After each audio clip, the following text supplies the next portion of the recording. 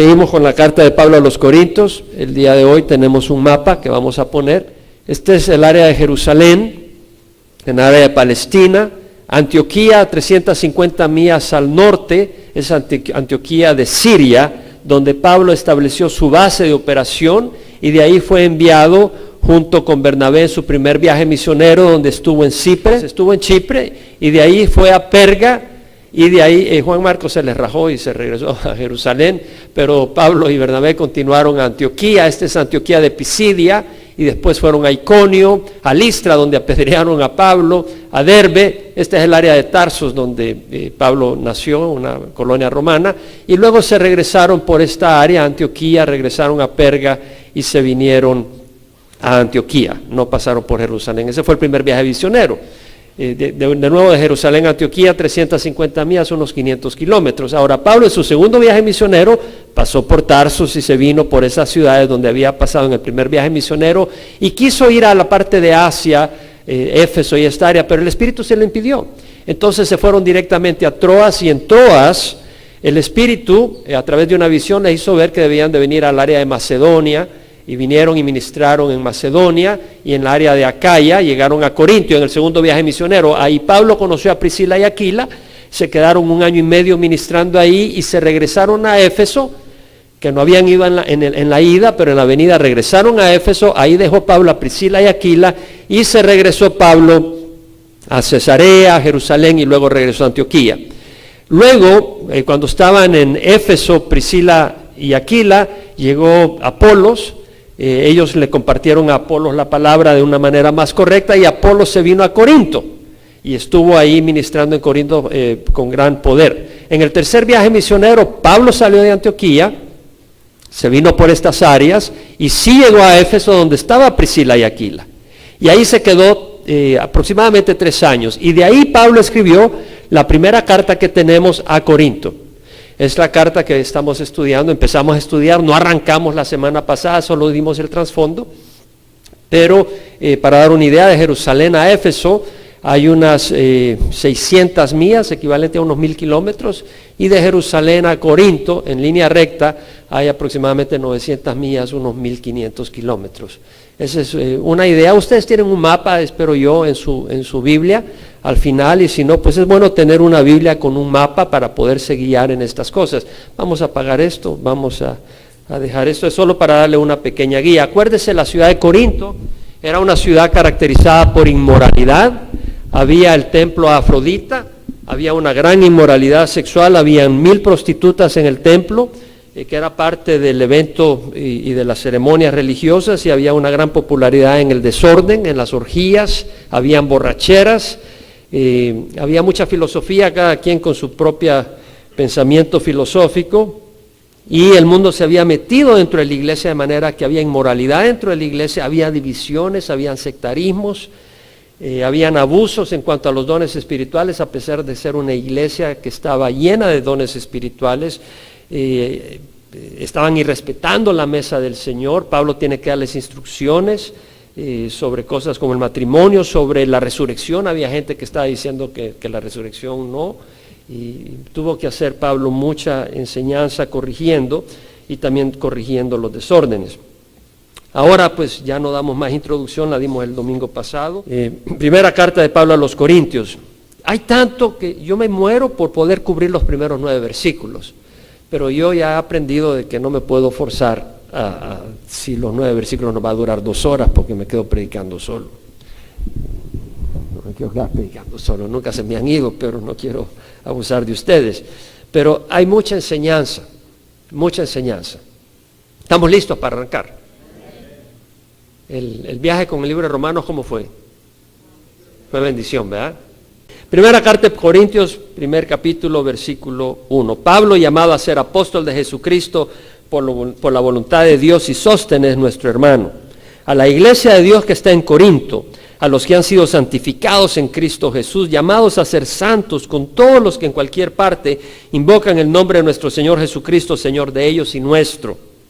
Gracia a vosotros y paz, de parte de nuestro Dios, de Dios nuestro Padre y del Señor Jesucristo. Siempre doy gracias a mi Dios por vosotros, por la gracia de Dios que os fue dada en Cristo Jesús, porque en todo fuiste enriquecidos en Él, en toda palabra y en todo conocimiento, así como el testimonio acerca de Cristo fue confirmado en vosotros, de manera que nada os falte en ningún don, esperando ansiosamente la revelación de nuestro Señor Jesucristo, el cual también os confirmará hasta el fin, para que seáis irreprensibles en el día de nuestro Señor Jesucristo. Fiel es Dios, por medio de quien fuiste llamados a la comunión con su Hijo Jesucristo, Señor nuestro. Hay tanto aquí para compartir. Hay tanto aquí que compartir. Primero, Pablo se identifica como el autor. Pablo, llamado a ser apóstol de Jesucristo por la voluntad de Dios y sostener a nuestro hermano. Pablo es el autor. Y cuando dice llamado, en su traducción, si tiene la Biblia de las Américas, dice llamado a ser apóstol. Pero hacer tiene las letras italizadas, o sea, un poquito distinto formato. Y la razón porque la palabra hacer no aparece en el texto original. Pero está bien puesta ahí, gracias a Dios. Porque llamado no quiere decir llamado apóstol, lo llamaron apóstol. Quiere decir que tiene un llamado, el llamado de ser apóstol. En el griego, la palabra kletos quiere decir llamado en el sentido de llamado a ejercer un oficio, llamado a ejercer una responsabilidad, llamado a proclamar el evangelio, o llamado como alguien que está invitado a un banquete y te están llamando al banquete, te están invitando. Y ese es el significado de llamado acá. Pablo ha sido llamado a ser un apóstol de Jesucristo por la voluntad de Dios. Y la palabra apóstol, apóstolos, esa palabra quiere decir un delegado, un mensajero, un enviado con órdenes, es decir, un embajador que está representando al rey, así como el embajador que acaba de morir en Libia estaba representando al presidente Obama y estaba representando al país. De la misma manera, Pablo había sido llamado como embajador para representar a Cristo en este mundo de oscuridad, a los gentiles y aún a los judíos al principio, pero le cerraban las puertas y iba a los gentiles. El término apóstolo se aplica a los 12 apóstoles originales, así como a otros apóstoles que aparecen en el Nuevo Testamento, que incluyen a Pablo. Pablo no era de los 12 apóstoles originales, y Bernabé no era de los 12 apóstoles originales, y lo vemos que se les llama apóstoles en el Nuevo Testamento. Ellos, así como otros que aparecen en el Nuevo Testamento, fueron destacados en la obra de Dios, y Cristo resucitado se les apareció personalmente. Ese era uno de los sellos que tenía que tener el apóstol, además de las señas, los prodigios que se realizaban a través de ellos. Hoy en día muchos se llaman apóstoles, se autodenominan apóstoles, pero no estoy seguro que el Señor sea quien nos haya llamado apóstoles. Es decir, y es ahí donde tenemos que tener mucho cuidado. Vamos a llegar a 1 Corintios, capítulo 15, donde vemos que Pablo habla sobre la resurrección, y al hablar sobre la resurrección hace referencia a que el Señor se le aparece. Bueno, veámoslo ahora. Capítulo 15, versículo 5. Y paramos a donde paremos. Se apareció a Cefas y después a los 12. Luego se apareció a más de 500 hermanos a la vez. No dice que se le apareció a todos los hermanos a la vez. ¿Por qué? Porque en el momento en que Pablo escribió esto, en el año 50 y pico, póngale 55, se le había aparecido a miles. No, miles habían recibido al Señor, pero no se le había aparecido a miles. Entonces vemos que no dice se le apareció a todos los hermanos. Pues el Señor se le apareció a 500 hermanos a la vez, obviamente, pero cuando Pablo escribió, habían miles que habían recibido a Cristo y el Señor no les apareció personalmente, con sus ojos físicos, podían verle cada uno de ellos, no fue así. Entonces aquí Pablo está mencionando, y ya va a ver por qué hago referencia a eso, la mayoría de los cuales viven aún, pero aún algunos duermen. Después se apareció a Jacobo, luego a todos los apóstoles. Vemos que no dice a todos los hermanos, pero aquí dice a todos los apóstoles. Entonces Pablo está prácticamente diciendo que él era el último de esos apóstoles que habían visto al Señor Jesucristo y que habían sido llamados como apóstoles. Existen personas ahora, el apóstol tenía la labor de llevar el evangelio a sembrarlo a un lugar donde no se había sembrado. De hecho, los apóstoles originales, a donde fueran, estaban sembrando el evangelio porque no había sido sembrado a través de ellos en ningún lugar. Vemos que dice, y al último de todos, como uno nacido fuera de tiempo, se me apareció también a mí. Está hablando del grupo de los apóstoles. O sea, se le apareció a más de 500 hermanos, luego se le apareció a Jacobo, luego a todos los apóstoles. Estos no son los 12, ya hizo referencia a los 12 que fue primero. Está hablando al resto de los apóstoles que se les apareció. y que les dio la responsabilidad de ser apóstoles, ese llamado especial. Ahora luego dice, pero yo soy el más insignificante de los apóstoles, que no soy digno de ser llamado apóstol, pues perseguía a la iglesia. Entonces Pablo es un apóstol en el sentido no solo de que es un enviado, pero que es alguien que ha visto a Cristo resucitado y que el Señor le ha dado el llamado del apostolado de la manera específica que se la dio a aquellos que vieron a Jesús. Y se habla de la fundación, del fundamento de los apóstoles. El fundamento de los apóstoles no son los apóstoles en sí, sino lo que los apóstoles enseñaron. Y Pablo tuvo revelación directa a nuestro Señor Jesucristo. Y lo mismo los 12 apóstoles tuvieron revelación directa a nuestro Señor Jesucristo, y los demás se les apareció el Señor. Entonces tenemos que estos hombres habían tenido una revelación directa del Señor. Ahora, veamos acá, en Hechos 9, 15 al 16, cuando Pablo tiene el encuentro con el Señor camino a Damasco, y se le aparece el Señor y le dice, Pablo, Saulo, Saulo, ¿por qué me persigues? Y Pablo se cae del caballo y le dice, ¿quién eres, Señor? Y él le responde, yo soy Jesús a quien tú persigues.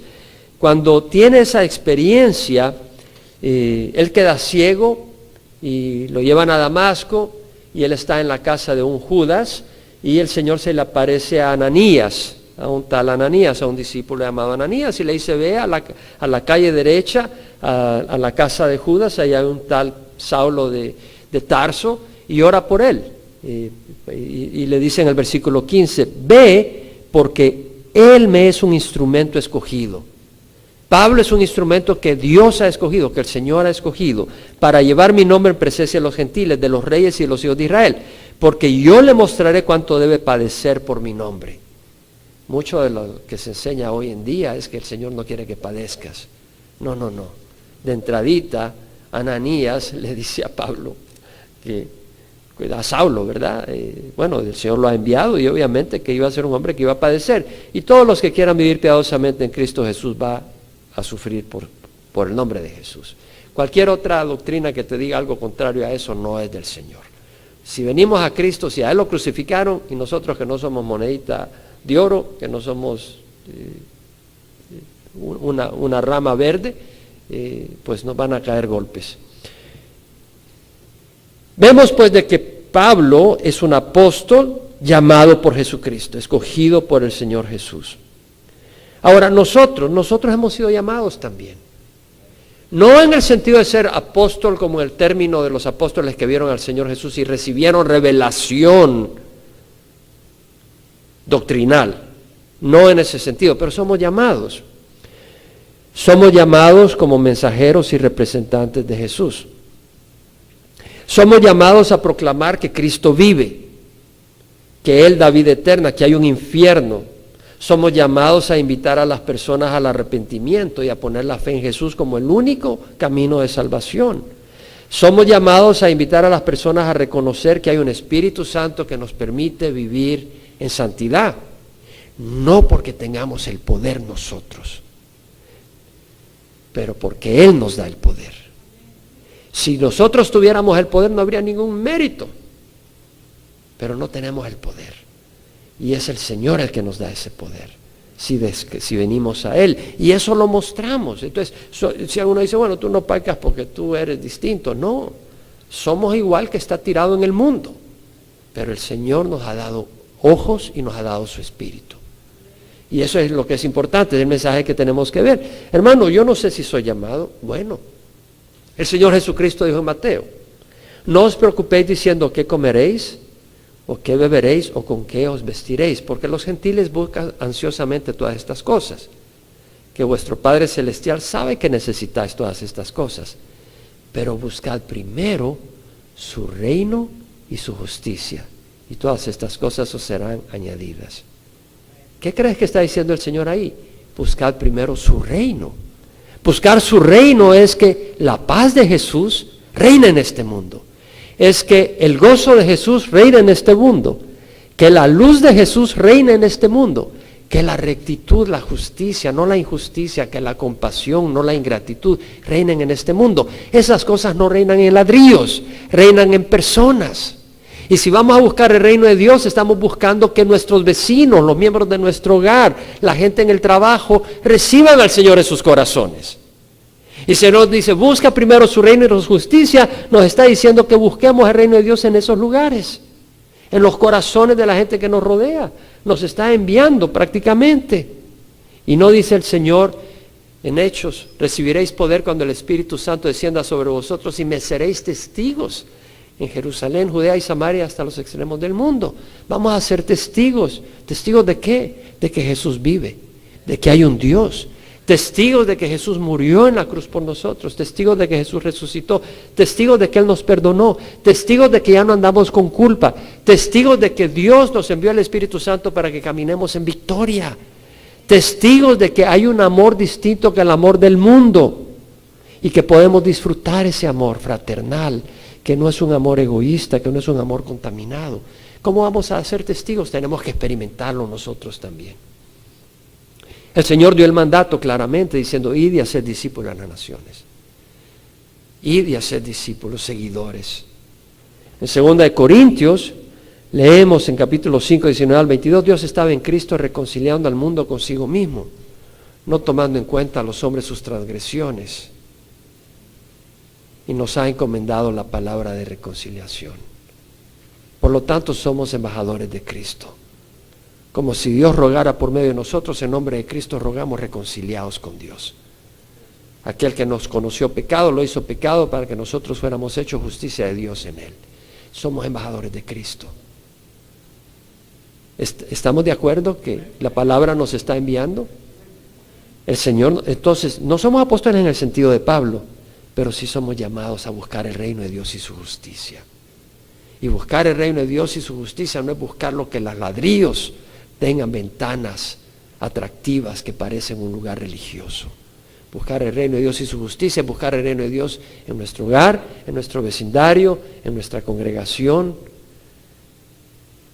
en el mundo.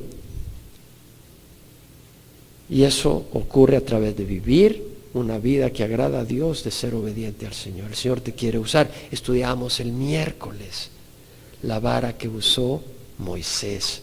Abrió el Mar Rojo. Esa vara convirtió el polvo de la tierra en piojos. Convirtió el agua en sangre. Esa misma vara fue usada para sacar agua de la roca. Esa vara es un instrumento muerto, usado en las manos del líder de Dios. El líder que Dios usó para sacar a su pueblo de Egipto. El líder que Dios ha usado para sacarnos a nosotros de Egipto es Jesucristo. Y nosotros somos esa vara que Dios quiere usar para vencer al enemigo. Y esa vara que quiere usar para sacar agua viva para que otros beban. Pero esa vara tiene que estar muerta. Una vara viva se mueve y no puede estar en las manos de su líder. Si alguno desea venir en pos de mí, niéguese a sí mismo, tome su cruz cada día y sígame. Niéguese, ¿qué quiere decir? Que ahí grita la carne, quiero. Y hay que negarse cada día. ¿Quién puede decir amén? ¿Sientes paz en reconocer que yo también tengo la misma carne malvada que tú? No, yo soy santo. Está bien, apártate. Yo tengo una carne malvada, pero yo necesito negar la carne. Y para negar la carne, porque soy muy astuto, tengo que considerar a Jesucristo. Y considerar a Jesucristo te da libertad porque te hace ver la verdad. No se trata de considerar un cuento de hadas, se trata de considerar la verdad. Y cuando consideras a Jesús bajo la luz del Espíritu Santo, sigues adelante. Por eso nos reunimos. Pablo dice, llamado a ser apóstol de Jesucristo por la voluntad de Dios. Pablo sabía que su llamado era la voluntad de Dios, por eso me he tomado el tiempo para aclararte que el llamado que seamos testigos de Dios es la voluntad de Dios. Esa es la voluntad de Dios. Que seamos sus testigos, que seamos sus mensajeros. Y Pablo sabía que él era un apóstol escogido por la voluntad de Dios. En Pedro, 1 Pedro 2:9, Pedro dice, vosotros sois linaje escogido, real sacerdocio. ¿Qué hacía un sacerdote? En el Antiguo Testamento ofrecía sacrificios, instruía a la gente de las Escrituras, del Pentateuco, de la palabra de Dios. Ofrecía oraciones, quemaba incienso. Nosotros somos sacerdotes. Estamos llamados a presentar un sacrificio, no penitencia, sino nuestra vida, Por consiguiente, hermanos, os ruego por la misericordia de Dios que presentéis vuestros cuerpos como sacrificios vivos y santos aceptables a Dios. O sea, vidas en las manos del Señor. Como sacerdotes estamos llamados a orar. Como el sacerdote en el Antiguo Testamento tenía que llevar a cabo su oficio bajo la dirección de la Escritura, tenía que seguir la Escritura, cómo llevar a cabo su oficio. Nosotros necesitamos conocer la Escritura para ser sacerdotes bíblicos y no solo basados en las emociones. Necesitamos conocer la Escritura. Y necesitamos compartir la Escritura. Un sacerdote guiaba a los demás en la palabra. Nosotros tenemos la Escritura como sacerdotes, debemos de conocer la Escritura para guiar a nuestros hijos, a nuestros cónyuges, para compartir con otros. Acuérdate que muchas personas no van a buscar la palabra de Dios en el trabajo. Y la única palabra de Dios que van a conocer es la que tú le compartas. Y el único testimonio de Cristo que van a tener es el que tú les muestres, no solo hablado, sino vivido. Es muy importante. Bueno, y dice Pablo, y Sóstenes nuestro hermano. ¿Quién era este Sóstenes? Bueno, en Hechos 18, 17, cuando los judíos ya no toleran a Pablo y van ante Galión, que es el procónsul, y lo acusan y todo, y Galión dice, un momento, estas cosas entre ustedes no me metan a mí, nada. Ahí agarran a Sóstenes y lo empiezan a apalear, que era un oficial de la sinagoga, probablemente este es el mismo Sóstenes, que estaba en Éfeso. Esta carta le escribió Pablo ¿en dónde? En Éfeso.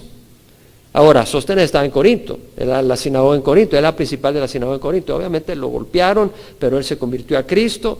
Probablemente lo golpearon después de que se había convertido a Cristo, estaba asociado con Pablo, y el Señor lo llevó a Éfeso, donde Pablo lo ve en su segundo viaje misionero. Ahora dice Pablo, a la iglesia de Dios que está en Corinto, a los que han sido santificados en Cristo Jesús, llamados a ser santos, con todos los que en cualquier parte invocan el nombre de nuestro Señor Jesucristo, Señor de ellos y nuestro, a la iglesia de Dios. La iglesia es de Dios, hermanos. Y a mí me molesta cuando alguien dice, bueno, la iglesia de Chuck Smith, la iglesia de Jaime, la iglesia de Gerson, la iglesia de Sergio. Perdóname, la iglesia no es de nadie de nosotros. La iglesia es de Jesucristo. La iglesia es de Jesucristo, la iglesia de Dios que está en Corinto, que se reúne en Corinto. A los que han sido santificados en Cristo Jesús. Entonces esta carta es obviamente para la iglesia, a los creyentes que están en Corinto. Y luego dice a la iglesia de Dios que está en Corinto, a los que han sido santificados en Cristo Jesús.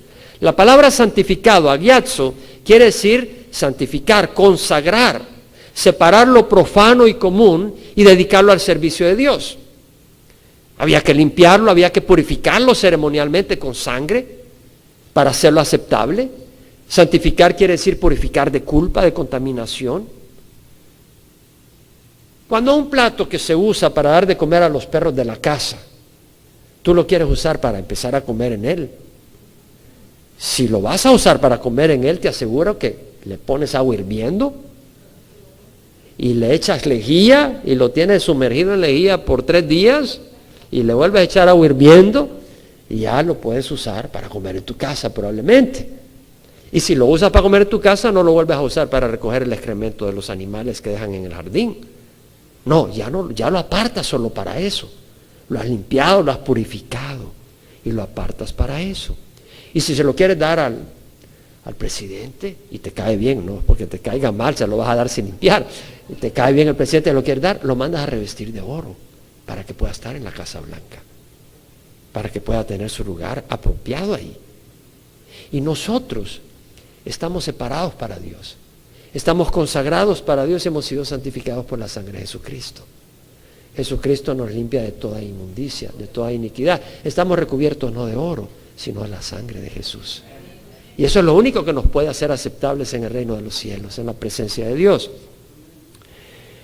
En 2 Corintios 5, 19 al 21, Pablo dice, y ya lo leímos y nos ha encomendado a nosotros la palabra de reconciliación, aquel que no conoció pecado le hizo pecado para que nosotros fuéramos hechos justicia de Dios en él. Al que no conoció pecado, a Jesucristo, lo hizo pecado para que nosotros fuéramos hechos justicia. Hemos sido limpiados por la sangre de Jesús. Amén.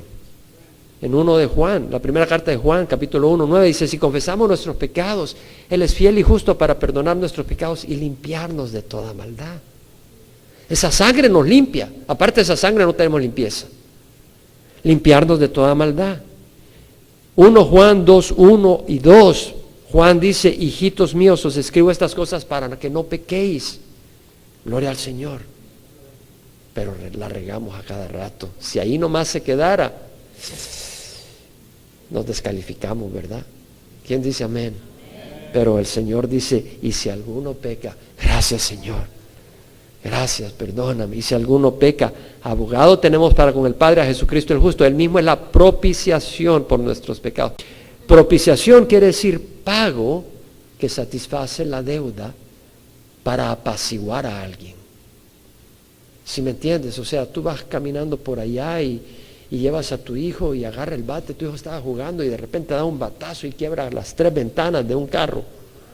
Y sale el dueño todo bravo y para apaciguarlo, no, mira, te voy a dar $2,000. Está bien. Te voy a dar un carro. Está bien. Y el Señor pagó más que el necesario por nosotros. Él es mismo de la propia. Entonces vemos de que hay una santidad posicional, porque todavía no somos monedita de oro, ¿verdad? A veces nos levantamos como que nos comimos cucarachas. A veces estamos de mal humor, a veces estamos impacientes. Sabemos eso. Entonces esa santidad es posicional. Ese aro, ¿cómo se llama? ¿Cómo le llaman? Aureola o lo que le llaman. No te tienes que morir para tenerla. La recibes por la sangre de Jesús. Muy importante, porque ayer en el internet vi que habían declarado una nueva santa de los Estados Unidos.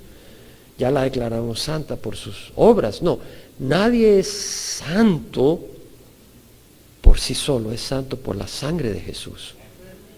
Y luego, si podemos vestirnos de lino fino, resplandeciente y limpio, se lo debemos a Jesucristo, no a nuestras obras. Es Jesucristo que nos da su espíritu para tener sabiduría y caminar con poder en sus obras. Él es el que pone en nosotros tanto el querer como el hacer para su beneplácito. Entendamos que el que está santificado es el que está en Cristo Jesús, no el que está en Calvary Chapel Emanuel, el que está en Cristo Jesús. Él es el que nos santifica. Jesús dijo, todo el que cree en mí, aunque muera, vivirá. Y el que vive en mí y cree en mí, no morirá jamás. El que vive en mí, vivir en Jesús. ¿Qué es vivir en Jesús? Vivir en su palabra, vivir en obediencia, buscando de su espíritu, conviviendo en su amor dentro del cuerpo de Cristo. ¿Estamos? A la iglesia de Dios que está en Corinto, a los que han sido santificados en Cristo Jesús. ¿Quién de usted ha sido santificado en Cristo Jesús? Entonces usted puede decir, yo soy santo. Si no estás cubierto con la sangre de Jesús, no lo digas. Pero, ¿qué tal si lo dices? Arrepintiéndote primero para que ocurra. Porque si tú te arrepientes, el Señor lo hace. ¿Amén? Entonces, arrepiéntete y dile, Señor, perdóname, te recibo, sáname. Y ahora todos los que somos cubiertos por la sangre de Jesús podemos decir, somos santos. Gloria al Señor. Ahora, Pablo nos dice, somos santificados en Cristo Jesús. Pero luego dice, llamados a ser santos. Lo que quiere decir es que sí, hemos sido santificados posicionalmente, hemos sido pagados, la deuda ha sido pagada, pero no para que sigamos en el mundo. Es para que estemos consagrados a Jesucristo, llamados a ser santos, a ser consagrados. Es como ese plato, una vez lo pones en la mesa, no lo vas a volver a usar para recoger excremento del jardín de los animales. Lo dejas dedicado para la mesa. Y nosotros estamos en la mesa del Señor. Y bueno, el llamado a ser santo es importante porque la iglesia de Corinto, ¿qué problema tenía? Había inmoralidad. Entonces, el llamado a ser santo es importante. Ahora, dice, llamado a ser santo con todos los que en cualquier parte invocan el nombre de nuestro Señor Jesucristo, Señor de ellos y nuestros, todos. Es decir, todos los que invocan el nombre de nuestro Señor Jesucristo, estamos en el mismo paquete. Estamos en el mismo barco, todos, sin distinción de raza. No, es que este es güero, estos son malos, estos no tienen acceso. No, hermanos, son nuestros hermanos si tienen a Jesús, si invocan el nombre del Señor Jesús. No, que estos son orientales, o que estos son negros, afroamericanos y me caen mal. No, todos los que invoquen el nombre del Señor, en cualquier lugar. Y eso quiere decir que no solo es en el Vaticano, en cualquier parte, quiere decir México, El Salvador, Estados Unidos, Corea, China, Haití, África, en la gran ciudad o en el campo, en cualquier lugar. Hay lugares donde la gente cree que en ese lugar van a tener una bendición especial. Si invocan a Dios en ese lugar, en la Catedral de la Virgen de Guadalupe, ahí sí vas a tener milagros. O si vas a Jerusalén, y ahí vas a tener un encuentro especial con donde Jesús caminó. Pero eso no es lo que dice mi Biblia, hermanos. Tú no necesitas ir a Tierra Santa para tener una experiencia con el Señor. Esa es una mercadotecnia, es una estrategia de mercado para hacerte pagar tiquetes no te digo que si quieres ir a Tierra Santa es malo, es bueno ir a ese lugar y conocer los lugares, pero para tener una experiencia con el Señor no necesitas tener $5,000 para poder pagar una excursión de esas. Una experiencia con el Señor la puedes tener en cualquier lugar.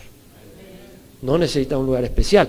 Eso, el mismo Señor Jesucristo cuando habló con la samaritana le dijo, nuestros padres adoraron en este lugar, en este monte, y vosotros decís que en Jerusalén es el lugar a donde se debe adorar.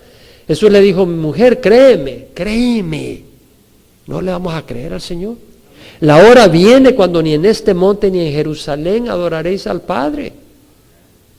Vosotros adoráis lo que no conocéis, nosotros adoramos lo que conocemos, la salvación viene de los judíos, pero la hora viene y ahora es cuando los verdaderos adoradores adorarán al Padre en espíritu y en verdad, porque tales adoradores busca el Padre que le adoren. Entonces no es el lugar, hermanos. Entonces algunos vienen a este lugar y ven la escuela y dicen, una escuela están reuniendo, ahí no está el Señor. Te equivocas. En los lugares menos sospechosos se manifiesta el Señor. ¿En dónde nació Jesucristo? En el lugar menos sospechoso, en Belén. ¿En dónde creció Jesucristo? En Nazaret, lugares despreciables. Y ahí estaba el Señor Jesús. Ahí estaba Jesús. ¿Con quién estaba Jesús? Con los extorsionadores, con los borrachos, ahí estaba el Señor Jesús. En los lugares menos esperados, en los lugares menos santos. Pues si vino como luz al mundo. Entonces vemos que dice, a los que han sido santificados en Cristo Jesús, llamados a ser santos, con todos los que en cualquier parte invocan el nombre de nuestro Señor Jesucristo, Señor de Dios y nuestro. Vemos que la clave es invocar el nombre de nuestro Señor Jesucristo.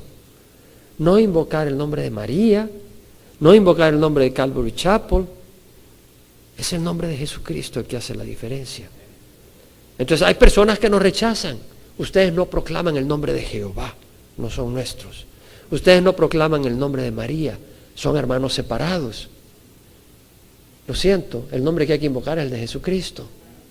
Ese es el nombre que nos ha sido dado. Y si eso es problema para ti, Jesucristo se convirtió en una piedra de tropiezo para ti.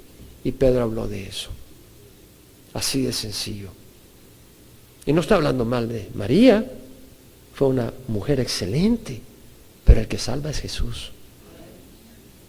María no es la roca de la iglesia, Jesús lo es. Algunos invocan a Jehová, pero no Jesús. Al no querer invocar el nombre de Jesús, es porque no le están dando el valor y la gloria que el Padre le ha dado a Jesús.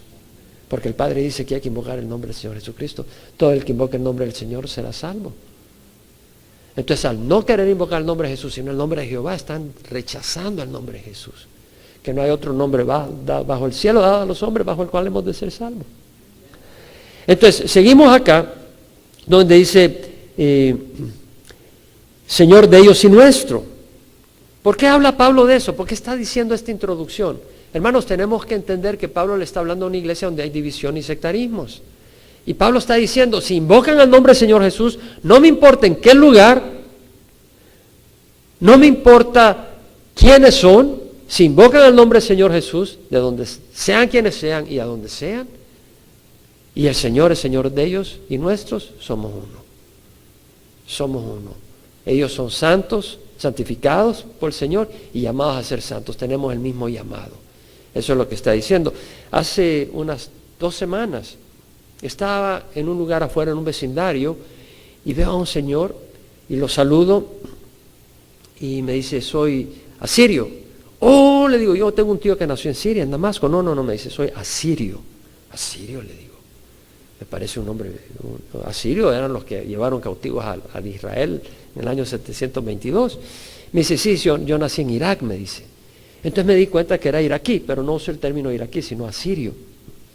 Y me dice, soy cristiano asirio. Oh, eres cristiano, gloria al Señor. Y empecé a conversar con él. Me dice, soy diácono de la iglesia. Oh, qué bueno, le dije. Me dio su carta de presentación. Yo no le dije que era pastor, pero salí corriendo al carro y saqué mi Biblia. Digo, yo también soy cristiano, le digo, mira. Y está en español, le digo, se la quedo mirando. Y empezamos a conversar. Y yo me emocioné. Lo sentí un poco formal, un poco rígido, pero yo también a veces no soy tan cool, soy medio formal y medio rígido. Y dije, bueno, pero ya al rato de la conversación le digo, oye, vamos a orar, le digo. Oh, no, me dice, yo tengo mis oraciones, me dice. No me dejó orar. Y yo sentí una puñalada en el corazón. Realmente sentí una puñalada en el corazón. Digo, wow, dije, este hombre no me considera uno de los suyos, porque no soy miembro, y él es diácono de su iglesia. Dije, hermanos, no debemos de ser así. Y luego el que estaba a la par era un marine, el que estaba en la casa de al lado. Me puse a conversar con él, yo soy marine. Oh, sí, de verdad. Empezamos a conversar. Y al final le digo, ¿conoces a Jesús? Ah, claro que conozco a Jesús. ¿Y conoces Calvary Chapel? Me dice, sí, conozco a la iglesia un poco, le digo. Y empezamos a conversar. Le digo, ¿sabes qué? Le digo, el pueblo de Dios es un pueblo unido. Acabo de estar con uno de los vecinos tuyos, le digo, y no quiso orar conmigo. Me dice, a cada quien, to each one his own. A cada quien su manera. Le digo, no es to each one his own. A cada quien Cristo. O sea, no es que yo soy de aquí, que yo soy de acá. Si le pertenecemos a Cristo, somos hermanos. Entonces, hermanos, si tú eres miembro de Calvary Chapel y vienes a Calvary Chapel y viene alguien de una iglesia luterana, ora con él. Y si no puedes orar con él, estamos en problema, ¿no? Ahora, si yo voy con alguien y le digo, vamos a orar con Cristo, sí, pero espérate, vamos a hincarnos a esta imagen para que Dios... Ah, no, ahí sí, ya no puedo. Porque yo no voy a ser idólatra, ¿sí me entiendes? Pero si somos hermanos y tenemos a Cristo, una sola iglesia, Cristo no está dividido, amén. Entonces dice, gracia a vosotros y paz de parte de Dios nuestro Padre y del Señor Jesucristo. Gracia a vosotros y paz. Gracia, es decir, el favor que no merecemos. No es misericordia es no recibir el juicio que merecemos. Pero gracia es más que eso. Es no solo no recibir el juicio, sino recibir el favor inmerecedero, la vida eterna. Estar en la presencia de Dios toda la eternidad. No merecemos todo eso. El Señor nos lo da. Ahora veamos que dice gracia. Esto es un saludo de Pablo en todas sus cartas. Él desea gracia y paz. Gracia a ese favor que no merecemos. Y sin esa gracia no podemos gozar la paz del Señor. Porque hay dos paz. La paz con Dios. Y esa paz la hacemos cuando recibimos a Cristo. Y la paz de Dios. A veces perdemos la paz de Dios. Andamos todos angustiados. ¿Quién puede decir amén a eso? Y necesitamos enfocarnos en Cristo Jesús. Por gracia tenemos acceso a paz con Dios, porque por gracia somos salvos, por medio de la fe, no por obras para que nadie se gloríe. Por medio de la fe tenemos acceso a esa gracia. Y con esa gracia tenemos la paz con Dios y también tenemos la paz de Dios. Porque dice Pablo, habiendo sido justificados por la fe, tenemos paz para con Dios. Es la paz con Dios por medio de nuestro Señor Jesucristo. Por medio de quien hemos recibido, por medio de quien tenemos entrada por la fe a esta gracia en la cual estamos firmes. Entonces tenemos entrada por la fe a esta gracia. ¿Cuál gracia? Todo lo que Dios tiene para nosotros. ¿Qué dijo Jesús? La paz os dejo, mi paz os doy. ¿Lo dijo o no lo dijo? La paz os dejo, mi paz os doy. Entonces no hay ninguna justificación para perder la paz. Pero la perdemos constantemente. Pero lo que quiere decir es que no tienes que quedarte allí. Ven y recupérala, porque tenemos acceso a esta gracia por la fe. Y por eso Pablo dice gracia y paz, de parte de Dios nuestro Padre y del Señor Jesucristo. Si Dios no es nuestro Padre Y si Jesús no es nuestro Señor, no vamos a tener esa gracia. Esa gracia se recibe al nacer de nuevo y al hacer Jesús como Señor. Si Jesús no es tu Señor, no puedes tener acceso a esa gracia. Y si Dios, pero qué lindo que Dios es nuestro papá. Una vez más, a veces en las oraciones, no, hermano, recuerda, Dios es nuestro papá. A veces en las oraciones yo oigo, Señor de los cielos, con el manto de rubí y ágata y todo lo que quieras, en luz inaccesible. Yo desde acá, una pequeña rata temerosa y temblorosa, te busco. Con mucho miedo, ten misericordia de mí. No, somos hijos. ¿Me explico? ¿Quién puede decir amén a lo que te estoy diciendo? ¿Quién ha oído oraciones como esas? ¿Quién ha oído oraciones como esas? No que mencione rata, pero que oyas a la persona que viene como que si no viene a Dios. Como Dios es nuestro Padre, nuestro papi, nuestro papá. Amén. Acordémonos de eso si has recibido a Jesucristo. Esta carta tiene gran enseñanza para nosotros, hermano. Tiene linda enseñanza. Hermano, lo que usted compartió, dirás, es fundamental. Sí, pero tenemos gente nueva en la congregación. Y es bueno que la gente nueva conozca estas cosas fundamentales. Y los que ya tenemos más tiempo, pues manejémosla. Amén. Manejemos estas cosas.